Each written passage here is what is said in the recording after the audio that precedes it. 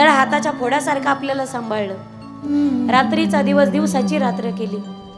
स्वतःचं रक्त जाळलं त्या बापाने, पण आपल्यासाठी काबाड कष्ट केलं आणि आपल्याला लहानाचं मोठं केलं. आणि त्या मायबापाच्या अंतःक्षणाला आपल्याकडे वेळ नसेल, त्या मायबापाच्या म्हातारपणात जर आपल्याकडे वेळ नसेल, जर ताटाजवळ लेकराने घाण केली तर आईला ती सहन झाली. आज म्हातारपणी एका जागी मायबाप आहेत आणि मायबाप एका जागी जर घाण करत असतील तर बस आपल्याला ते सहन झालं पाहिजे. बाळगड्या, याच्या पलीकडचं काही त्यांना पुरणाच्या पोळ्या खाऊ घाल नका, बस काही नाही. प्रचंड गरिबी होती. सत्य घडलेली घटना एका ठिकाणी. प्रचंड गरिबी होती माईबापांची. व लोकांच्या शेतात कामाला जावं. लेकर हुशार होते ना, पै ना पै जमा करायची, माझे लेकर शिकले पाहिजे. बापाने फाटकी बन्याल घालून तुटकी चप्पल घालून लोकांच्या शेतात 6 आणि महिन्यांनी काम केलं. पण माझे लेकरे जर शिकले ना तर फांग फेडतील, माझा पांग फेडतील.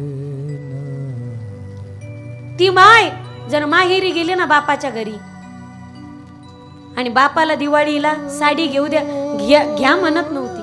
बाबा यावर्षी काय 1000-500 पैसे द्यायचेत ना, पैसेच द्या.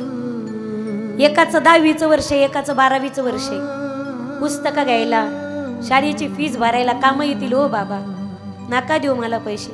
पुढं मला साडी घालून अख्ख्या गावात फिरायचे. माझे लेकर शिकले ना, पांग पेटला माझा. आईने पै न पै जमा केली, लेकर शिकवले, लेकरांना स्कॉलरशिप भेटली आणि सरकारने शिक्षणाची जबाबदारी स्वीकारली. दोघं पोरं इंजिनियर झाले, IT इंजिनिअरिंगला. भल्या मोठ्या पगाराच्या नोकऱ्या होत्या त्यांना. अमेरिकेतून ऑफर आली आणि दोन्ही लेकरं आउट ऑफ गेले नोकरीसाठी. लेकरं नोकरीला अमेरिकेत गेले, तिकडे त्यांनी मनाने छोकऱ्याही पसंत केल्या, लग्न झाले. आई बापांना फक्त फोटो पाठवायचे, फोटो मोबाईलला. काय झालं या आईला, लेकरं लहान असताना एक आजार जडला पिशवीचा. पण त्या आईने कधी घरात सांगितलं नाही का मला पिशवीचा आजार आहे. गोष्ट जर माझ्या मालकाला कळाली तर माझा नवरा माझ्या आजारावर खर्च करेल आणि जर खर्च आजारावर झाला तर माझ्या लेकरांच्या शिक्षणासाठी पैसा कमी पडेल. त्या बाईने स्वतःचा आजार लपवला.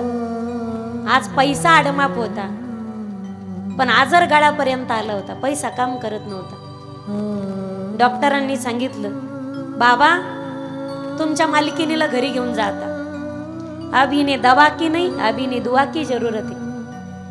म्हातारीला घरी घेऊन आली आणि बापाने पत्र पाठवलं अमेरिकेतील पोरांना, बाळांनो तुमची आई आजारी रे, सारखी तुमची आठवण काढते, या रे एकदा भेटून जा तुमच्या म्हातारीला. पोरांचं पत्र आलं, बाबा आय एम बिझी, आम्ही येऊ शकत नाही. पैसे पाठवले पोरांनी पण पोरं नाही आले.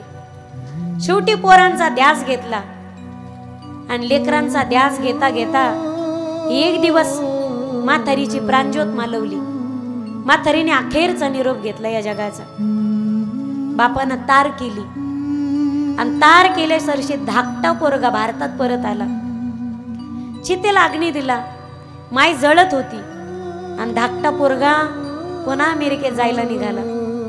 बापाने अडवलं, बाळू अजून तुझी माय जळाली नाही रे आणि तू जायच्या गोष्टी करतोस. शेजार पाजारचे नाव ठेवतील, निदान 10वा 13वा तरी होऊ द्या. फडका असतं ना, 13वा तरी होऊ दे रे राजा. 13वा झाल्यानंतर मग कायमचा जा येऊ नको रे. तेव्हा पोराचं वाक्य होतं, बाबा मी 10 दिवस थांबलो काय 13 दिवस थांबलो काय, माझी माय पुन्हा जिवंतता नाही ना होणार, माझी माय पुन्हा जिवंतता नाही ना होणार. त्याने 2-3 लाख रुपये घेतले, पिशवी बापाच्या हातात दिली, बाबा हे पैसे घ्या, याच्यामध्ये आईचा 10वा करा 13वा करा, गाव जेवण घाला आणि आणखी काही लागलं तर मला कळवा, मी तुमच्या अकाउंटला पैसे ट्रान्सफर करतो. आणि बाबा एक गोष्ट लक्षात घ्या, आता तुमचंही वय झालं ना, तुमचंही वय झालं, आता तुमचंही काही खरं नाही. तुमचं काही बरं वाईट झालं तर शेजाऱ्या पाजाऱ्यांना सांगून ठेव, मला फोन करू नका. आता फोन करा आपल्या दादाला, कारण आमचं ठरलंय दोघांचं. आई वारली तर धाकट्याने जायचं आणि बाप मेला तर थोरल्याने जायचं. आता मी येणार नाही बाबा, तुमचं काही बरं वाईट झालं तर तुम्हाला आग्ने डाग द्यायला माझा भाऊ येणार आहे माझा. आई बाप मांड्याचा कोंड्याचा मांडा करून माई बापल्याला आपल्याला लहानाचं मोठं करतात, नेत्राचा दिवा करतात, तळ हाताच्या फोडासारखं आपल्याला सांभाळलं, हाडाची काढ रक्ताचं पाणी केलं, रात्रीचा दिवस दिवसाची रात्र केली, स्वतःचं रक्त जाळलं त्या बापाने, पण आपल्यासाठी काबाड कष्ट केलं ना आपल्याला लहानाचं मोठं केलं. आणि त्या माय बापाच्या अंतक्षणाला आपल्याकडे वेळ नसेल, त्या माय बापाच्या माथारपणात जर आपल्याकडे वेळ नसेल, फार चाऊ फाळे टांगान काजू बदाम खाऊ घाला, मी असं म्हणणार नाही रे माझ्या दादांना. लहान होतो आपण, आपल्याला तळ हाताच्या फोडासारखं सांभाळलं ज्या माई बापाने. माय जेवण करत असली आणि लेकरू जर रांगत रांगत आलं ना आणि लेकरांनी शी केली तर जेवत्या ताटावरून माय उठत होती, बरोबर आहे ना. जेवत्या ताटावरची माय उठायची, हात धुवायची, लेकराची कंबर धुवायची, पुन्हा हात धुवायची आणि माय जेवण करायची. जर ताटाजवळ लेकराने घाण केली तर आईला ती सहन झाली.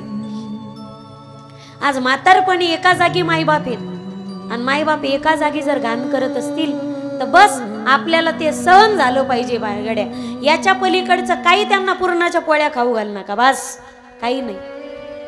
कुत्रा सांभाळायला जेवढा खर्च लागतो ना तेवढा खर्च माईबापाला लागतो. भाकरीच्या वेळी भाकर द्या, चहाच्या वेळी चहा द्या, पाणी द्या अधून मधून, काय लागत आहे काय त्या माईबापाला. लहानपणी त्यांनी आपल्याला तळ हाताच्या फोड्यासारखं सांभाळलं. आता म्हातारपणात आपल्याला माई बापांना लेकरू म्हणून सांभाळायचं, बस एवढं करायची परतफेड, या पलीकडे काही लागत नाही. मी तुझ्यासाठी जीवन जाळिले, मी तुझ्यासाठी जीवन जाळिले रे बाळा, कुणी नाही पाणी पाजिले. मी तुझ्यासाठी जीवन जाळिले रे बाळा, कुणी नाही पाणी पाजिले. मी तुझ्यासाठी जीवन जाळिले रे बाळा, तुई नाही पाणी पाजिले.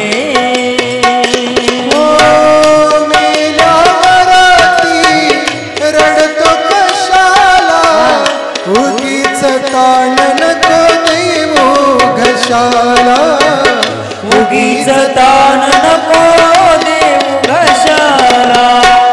मेल्यावरती रडतो कशाला उगीच ताण नको देऊ घशाला, उगीच ताण नको देऊ घशाला, ताण नको देऊ घशाला.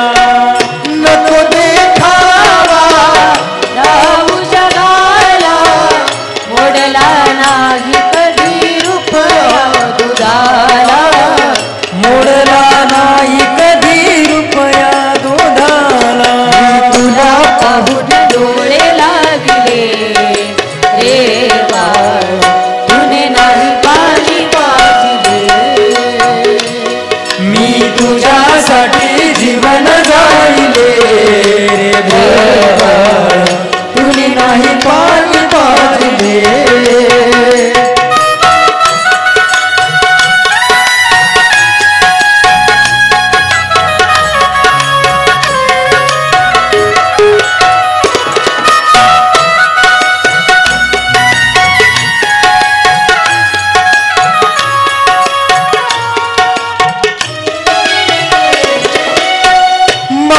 कुशीतला हसून तू बाळ, माझ्या जीवाचा बनला तू काळ, माझ्या जीवाचा तू बनला काळ.